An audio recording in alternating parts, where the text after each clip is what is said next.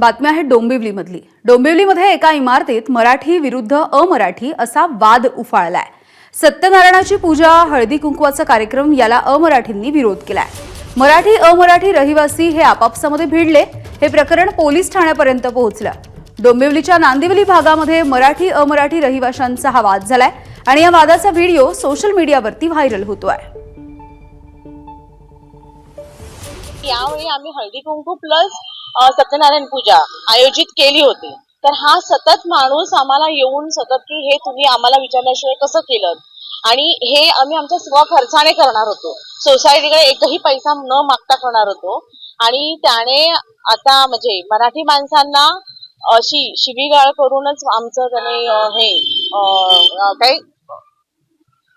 हे म्हणून आम्हाला इथे कंप्लेंट करायला यावी लागली। आज एका व्हॉट्सअप ग्रुपवरती त्यांनी सत्यनारायण पूजेच्या संदर्भामध्ये अभाष्य केलं आणि वरतून सर्व महिलांना बाहेर येऊन दम देऊन विचारलं आणि याच्यावरनं ते वाढत गेलं। सगळ्या महिला एकत्र आल्या। त्यावेळी त्यांनी मराठी भाषिकांना अतिशय अश्लील भाषेमध्ये शिवीगाळी केली।